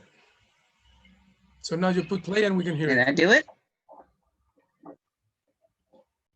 Okay, let's try. Of the baby towards the parent, we can and hear the it. parent. So start Awesome. from the beginning. Emotion is a nonverbal language. Did you tell me English? Emotions reveal the cognition, the understanding of the baby. And furthermore, emotions are the nonverbal communication of the baby towards the parent and the parent towards the baby. Therefore, I thought that emotions were a royal road, one royal road, to the study of the baby's development. In this study, babies between 9 and 12 months are brought into the lab and placed on a large plexiglass top table. Half of the table has a checkerboard pattern just underneath the surface, but halfway across is a visual cliff, which the baby can tell drops off steeply. The plexiglass top continues, so it's perfectly fine to proceed. But the baby isn't so sure, and this is a big drop for a baby just starting to crawl. She wants to get across to get the toy, but she's cautious and looks to the opposite end of the table where her mother is. The parent is instructed to smile or make a fear face. If the mother is posing a fear face, the baby typically does not cross this stair-step downward, this modified visual cliff or visual step. On the other hand, if the mother poses a smile or somehow poses a nonverbal communication that is not prohibitive but encouraging, the child is much more likely to cross over to her.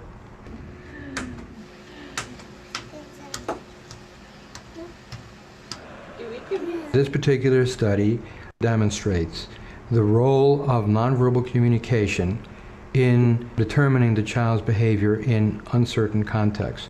A baby will, when they encounter something ambiguous, something uncertain, will typically look to the significant other, the mother, the father, a grandparent, the caregiver, in order to figure out what to do. So by 11 to 12 months of age, the baby is already doing what all of us do when something unusual happens. We look around to figure out how other people are reacting. Okay, so now that's just should I do this or not, but that's also should I tell or not. And so they're looking at you. You know, when you go to therapy school and they tell you got to watch your face, that's why.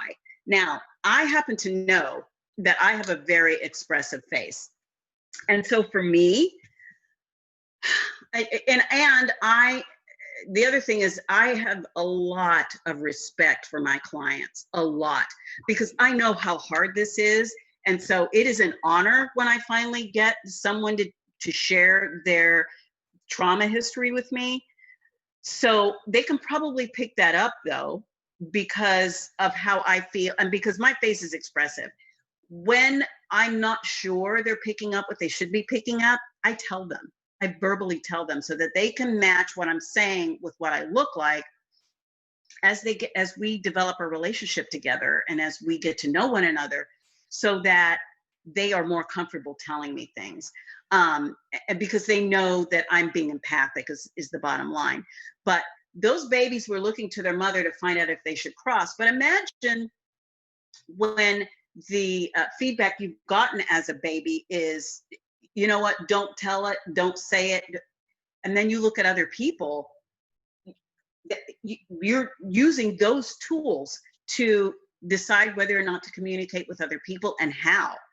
So, when it occurs as early, that skill develops as early as an infant, we're still using it. It doesn't go away. It's not just something for babies, it's something for people. So, we as clinicians, as parents, we have to be attuned to our children. We have to be attuned to ourselves. So we have to be aware of what our face is saying. We have to be aware of what our body's feeling. Because even if you're not aware of what your face is saying, you can feel your body if you pay attention. If you don't pay attention, you may not. Whatever it is you're feeling will come up on your face. And what may very well be coming up on your face is, don't tell me anymore. Okay, and they'll pick that up. And then they'll stop talking. And then you don't get the disclosure you want. So effective relational interactions, they require your attunement. And so that's why it's so important. Really, it is important. I really feel like people shouldn't even be able to drop out of school without at least understanding child development. But really, we need so much more, because we make so many terrible policy decisions and mistakes just because we don't understand people. Okay, so now, related to that, in therapy school, one of the things they tell you, watch your face, and so you try not to have any reaction. That's almost as bad as having too big a reaction. Here's this one. Babies this young are extremely responsive to the emotions and the reactivity and the social interaction that they get from the world around them. This is something that we started studying 30, 40 years ago, when people didn't think that infants could engage in social interaction. In the still face experiment, what the mother did was she sits down and she's playing with her baby, who's about a year of age. I'm like a girl. Oh. And she gives a greeting to the baby gives a greeting back to her. Yeah. This baby starts pointing at different places in the world, and the mother's trying to engage her and play with her. They're working to coordinate their emotions and their intentions, what they want to do in the world. And that's really what the baby is used to. And then we ask the mother to not respond to the baby. The baby very quickly picks up on this, and then she uses all of her abilities to try and get the mother back. She smiles at the mother. She points because she's used to the mother looking where she points. The baby puts both hands up in front of her and says, "What's happening here?" She makes that screechy sound at the mother, like, come on, why aren't we doing this? Even in this 2 minutes, when they don't get the normal reaction, they react with negative emotions, they turn away, they feel the stress of it, they actually may lose control of their posture because of the stress that they're experiencing. Okay. I'm here. And what are you doing? Oh, yes. So would it be a girl? It's a little like the good, the bad, and the ugly. The good is that normal stuff that goes on, that we all do with our kids. The bad is when something bad happens, but the infant can overcome it. After all, when you stop the still face, the mother and the baby start to play again. The ugly is when you don't give the child any chance to get back to the good. There's no reparation, and they're stuck in that really ugly situation. Okay, so, one of the other couple of other things I got from that is, when that baby was in distress, and there was no reaction from the mother, if you're an older person, and this is someone that you don't really know, that this is your therapist, this is your teacher, you just stop talking. You would just stop talking too. Because what you would be getting back from them is, I'm not enjoying this conversation that I'm having with you.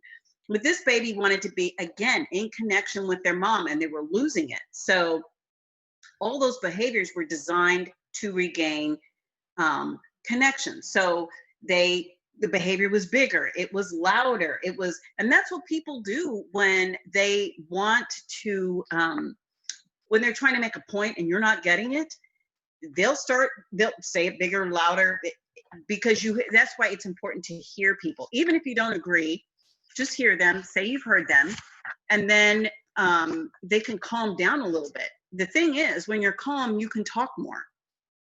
If you're not calm, it's very difficult to communicate verbally. Because again, your speech and language areas are up at the top. Your brain starts to function less efficiently from the top down. So using those speech and language areas in a location that's not functioning well is difficult. So Dr. Perry may have shown you this slide too. What we tend to try to do is to regulate, relate, and then reason. So regulating is, look, you're not in trouble. I still like you. I'm just trying to understand, and then relate. If they finally tell you anything, then you can express your empathy, for example. But while this regulating is going on, they're taking in the information from the outside world, which is impacting how the body feels. They're paying attention to how that body feels, and that information is telling them whether or not they're safe. If they feel unsafe, you need to go back and regulate them again. Then you can relate, and then you can reason, then you can talk, and you can reflect, and you do more therapy. But so when I learned this, one of the things I wound up doing is putting, because one way to regulate is not only with verbal reassurances, but also somatosensory regulation. So anything that's pattern, repetitive, rhythmic, sensory, motor. Sometimes I'll tell people, just, okay, you can stop talking. I have a rocking chair in my office. And I have gotten people to move. I can see they're getting dysregulated. I've gotten them to move from the sofa to the rocking chair and just rock, don't talk, just rock. And then I have to use my facial expression, which is one of acceptance and one of, you have control over this. You get to decide whether or not you tell me anything, and you don't have to tell me anything. When I have new clients that come in, especially when they're kids, I will tell them, look, at some point, one of the things I want you to know is that I ask a lot of questions, and it's because I want to understand you. And at some point you're going to think I'm really stupid because I ask what seems like a stupid question, lots of stupid questions, like, what do you mean by friend, when you'll use the term friend? And some people have, hundreds of Facebook friends, most of whom they've never met. Okay, that's your definition, but I don't know that, because my definition is much more, you got to do a whole lot more to be a friend to me. So I'm interested in your definition. That's why I ask, because I'm interested in you. So later, when I ask a question, here's another thing. You get to control and decide how much you say in here, because you couldn't control the sexual abuse. That happened to you whether you wanted it to or not. I'm not going to replicate that dynamic in here. In here, you get to decide if you tell me or not, or when, or how fast, or how slow, or whatever. So if I ask you a question, any question, and you're thinking, what? I don't know what you mean. Then you say, do you know what you say? And I don't know. I say, what? I don't know what you mean. And then I'll repeat myself and I'll use different language. And if then you understand me and you think, I'm not telling her that. Do you know what you tell me? No. I say, I'm not telling you that. That's fine. We'll talk about something else. I will ask you another day though. And then if you're thinking to yourself, I thought I already told her, I'm not saying anything about that. Do you know what you tell me? Nope. You say, I thought I already told you, I'm not telling you anything about that, which is fine. We won't talk about it. At some point, I'll ask again. But at some point, I'm going to ask you why you don't want to talk about it. You still don't have to talk about it, but I'm going to want to know why. And that, but they usually laugh about that. And the ironic thing is they wind up telling me. Sooner or later, they wind up telling me what I'm asking. Even if their body language, and sometimes it's a little tricky because their body language says they're very uncomfortable with the question. And I know my face. So I will just say, well, let me tell you why I'm asking. I remember recently, and it wasn't about sexual abuse, it was about some other thing the kid was embarrassed about. And maybe it was wetting the bed or something. And his sister outed him. Yeah, well, he wets the bed or whatever it is he does. And he said, I don't want to tell her that. And I said, why?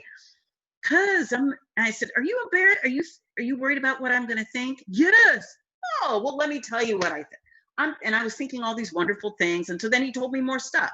So, part of doing therapy and getting a disclosure and listening to the and responding in the moment to what you're hearing so that they will keep going is to listen with your eyes. That is so important, to listen with your eyes as well as your ears, and then listen with your heart. But, and by that I mean, if I were this 10-year-old telling this story to this grown-up, when a grown-up has hurt them, wow, where would I be?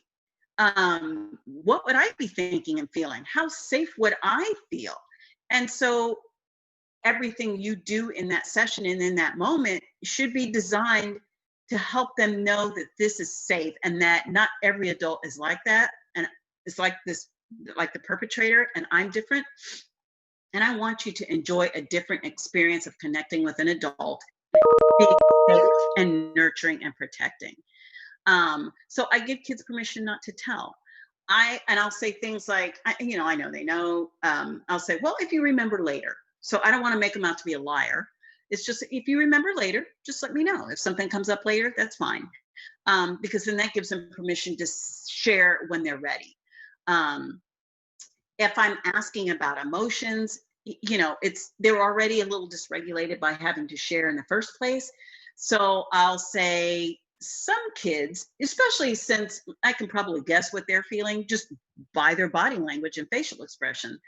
So I'll say something like, well, some kids feel embarrassed and some kids feel this. And then it's A, recognition, easier than recall, and B, wait, I'm not a weirdo. I'm not alone. Other people feel this too. So they get connection through other kids. I'm serving as proxy, but it makes it so that A, I'm familiar with this. B, I didn't think those kids were weird. And so if that's what you're feeling, you're not weird either. So all of that lends itself to staying safe while you disclose and not losing connection.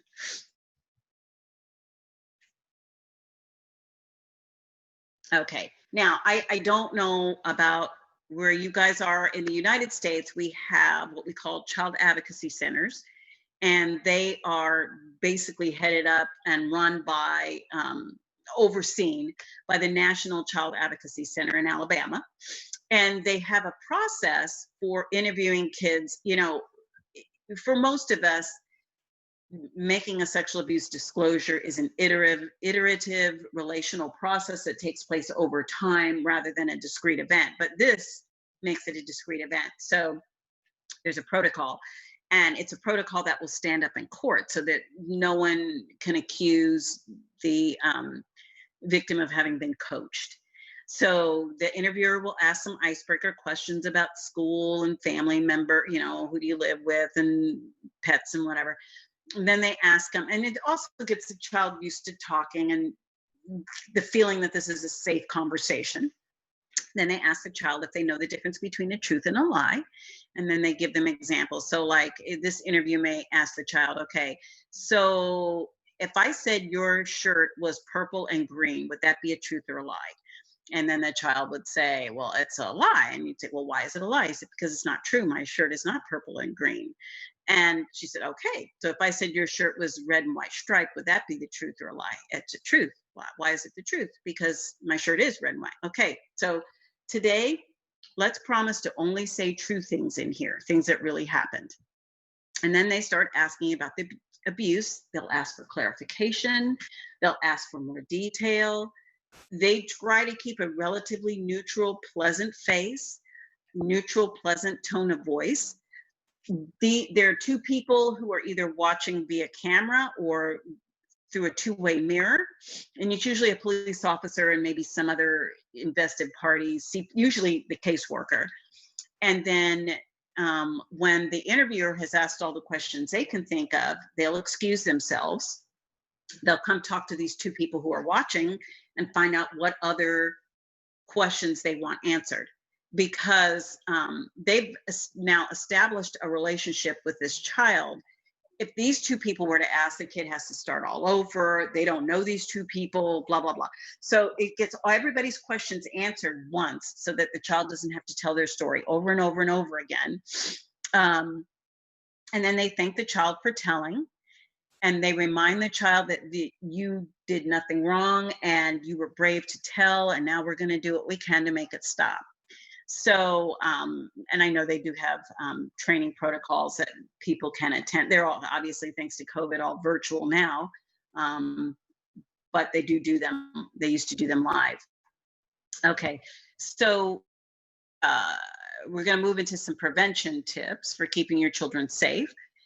So, familiarize, know where your kids are going and familiarize yourself with the policies and practices of organizations where your children spend time. So, background checks. Are you doing background checks?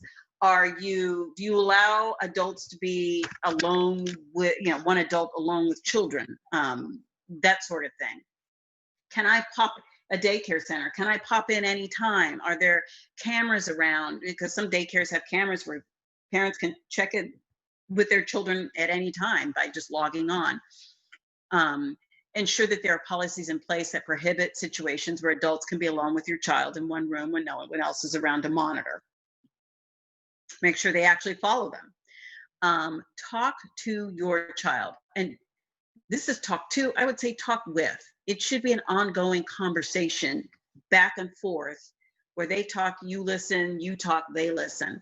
I know when my daughter was growing up, there was nothing, absolutely nothing in this house that we could not say to one another. In other words, there's no such, parents are very often say things like, oh, you shouldn't say that. Okay, that gives your child the message that there's some things I cannot talk about. I want my kid to be able to tell me anything. So that is not verbiage I ever use. So you shouldn't say that. Now, what I did say was, well, if you say that outside the house, these are some things that can happen. And they're not also necessarily things you want to happen. But in here, it's all fine. So because I made any topic of conversation okay in the house, I know when she was 11, she went to, it was a day camp, and two little boys were laughing and joking. She was 11. And they used the word porn, and she didn't know what that meant. So she asked them, well, what does porn mean? And they wouldn't tell her. And she said, no, it's all right. I'll just ask my mom. And they both went, no, don't ask your mother. And she said, oh, it's all right. She won't care. So I pick her up. I'm in the car, and she asked me what porn is. And I'm thinking, what did y'all do today? So I told her, well, about like this. I said, well, it's when people take pictures or movies of people doing sexual things. Why are you asking? So she told me this story, and I thought, oh, thank God. We had this conversation early and often, and she knew it was okay to ask me, because when we had those early conversations, that's what I wanted to happen. I wanted her to feel okay asking me stuff like that, because it could have just as easily been a 40-year-old man that used that term and started stuff. And I wanted her to be able to come to me and say, hey, what is this? Okay, so you start early. It's never too early to listen to your children and to talk to your children, because when you're listening with your eyes and your ears and you're not just hearing the words, you're paying attention to what their physical presentation is telling you. So listen with both.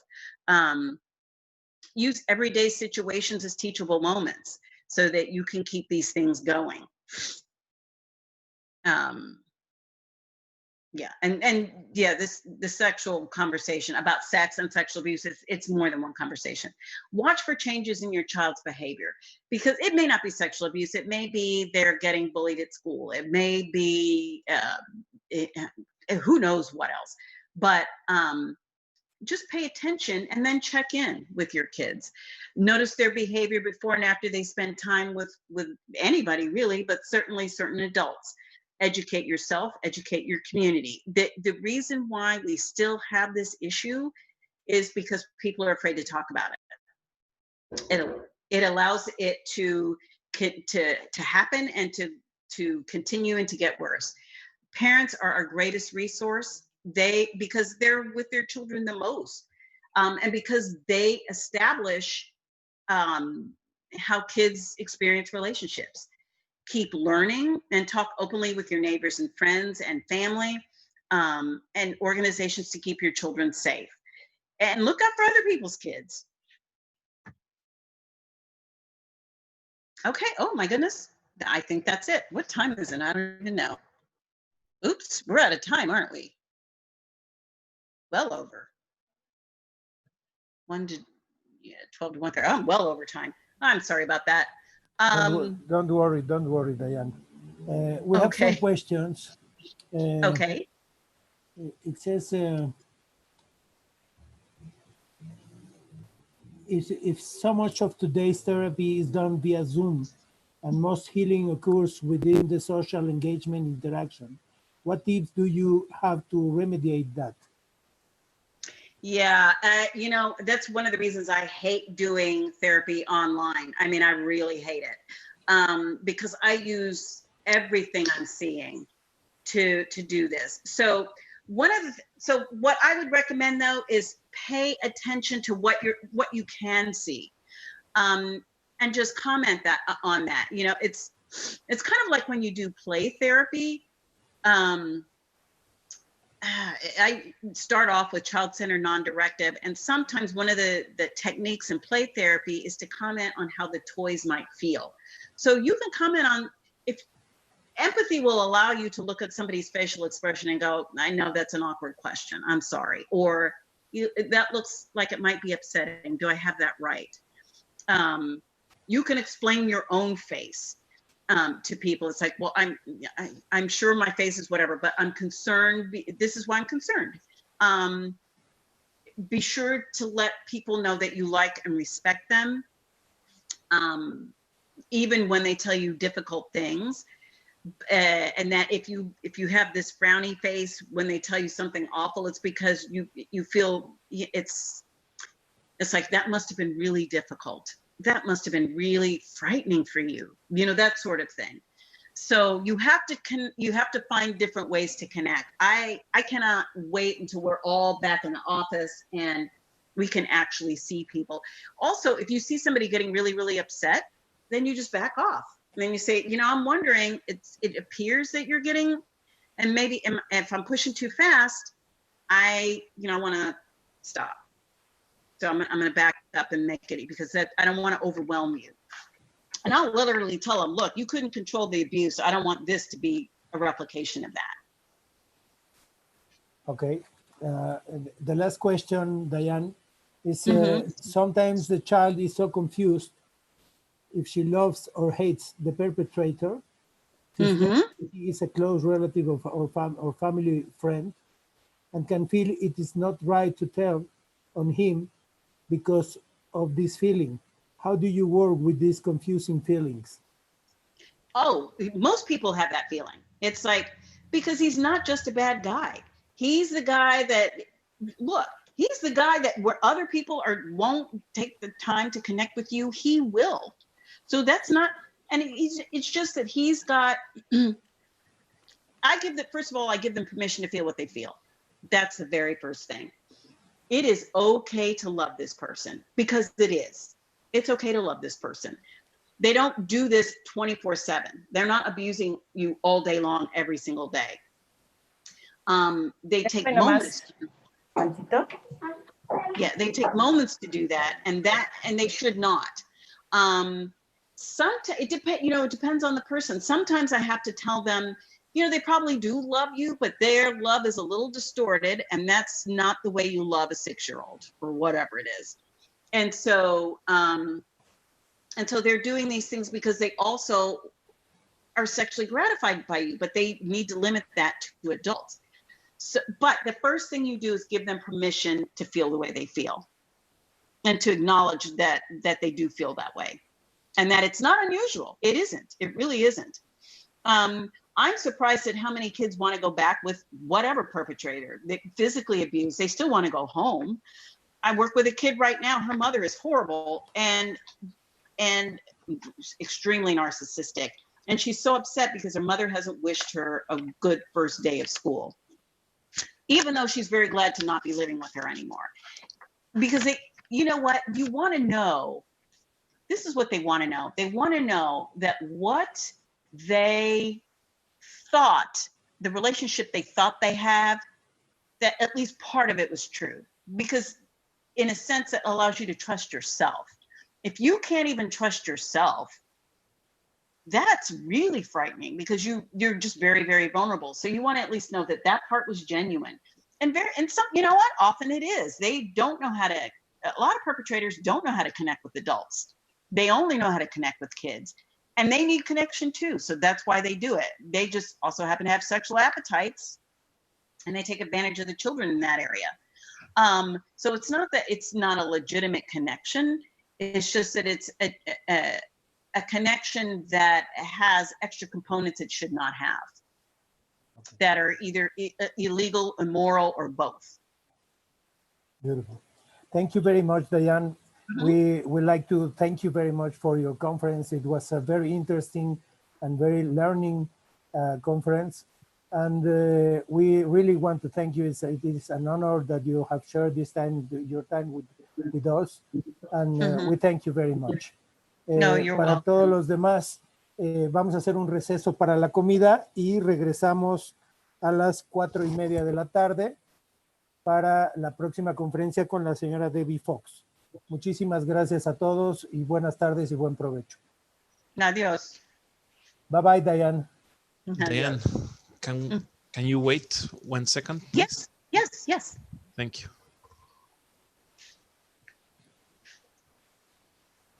I noticed that somebody asked a question about Dan Siegel's exercise.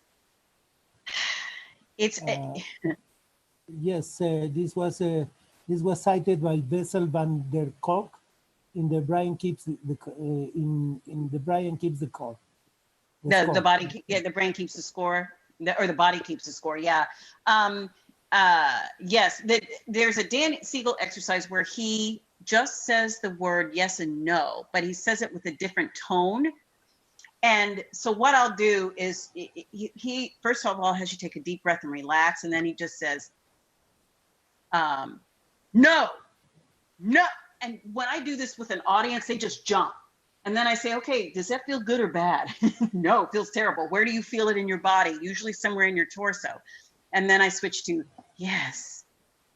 And you can feel yourself calm down. And then I say, imagine living at no all the time, because when you have this early start in life that is disruptive and dangerous, that's your set point. That's where you are when you're calm, and then it gets worse from there. So that's the exercise, but it's hard to do online. Okay, there's another question, Diane. What is the treatment for children with sexual abuse? The group therapy is an option, and the parents also? Yes, okay, so group therapy, first of all, sometimes people need individual, they really do. If you can get group therapy with good group cohesion, some process, and a little psychoeducation, because it normalizes it for people, but some people need a little more attention, so they may also need individual, but group therapy is really good. also working with the family, because therapy is 1 hour a week and then that kid goes home to people who may be undoing everything you just did. So you've got to work with families so they understand their child's behavior and why the child is acting that. Why are they lying, for example? Well, okay, so you've got to work with them on that, work with them on how to respond to that child, how to help that child regulate. But and also very often you have to work with the school, because that child takes those symptomatic behaviors everywhere. And I remember working with a mother who said that her teacher thought she had ADHD because she couldn't sit still. But the reason she couldn't sit still is because her bottom hurt. So, so you may have to work with the school, obviously with the permission of the parents. You have to work with the parents. You have to work with the people, what we call the therapeutic web, which is where that child spends time. Because you've had one adult basically more or less ruin a child's perception of relationships with adults. And so, and because your brain gravitates towards the negative to protect you more than the positive. So then you're going to have lots of experiences of positive interactions with other people that are corrective to override that neural pathway that says that adults are dangerous and scary. So, and we talk a lot about grooming. We talk about normalizing behavior.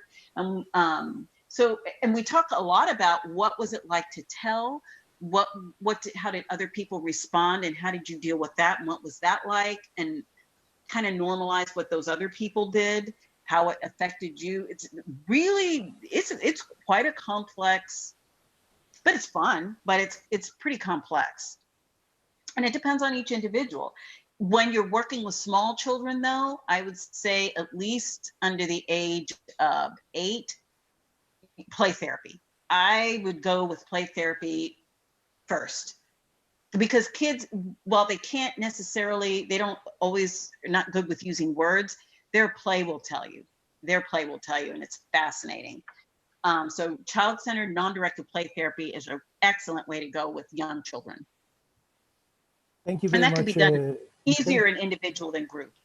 Yes, thank you very much, Diane. People is asking me if you can share with us your email or your contact number. Mm-hmm. Yes, email is, oh my goodness. Can I? You can put it in the chat. Yeah, I'm trying to find the, I don't know why I'm having so much trouble today. I use Zoom all the time. I see Q&A. I don't see chat, but I will. Okay, in Q&A if you want. Yeah, it's here. DT.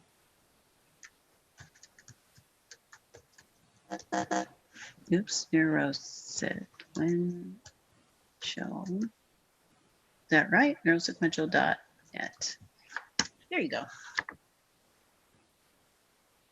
Okay, did it come up?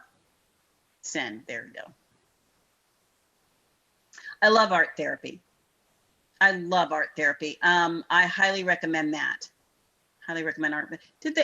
Did my email address come up somewhere? I don't see it. No, you didn't do it.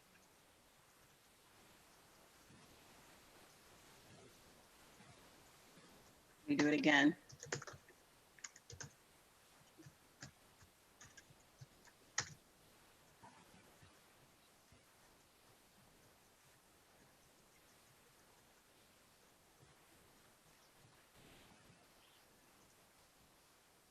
Okay, send.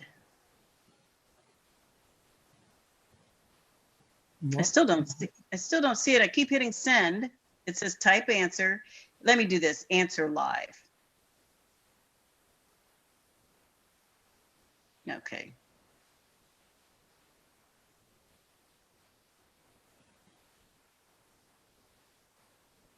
Well, let me just spell it.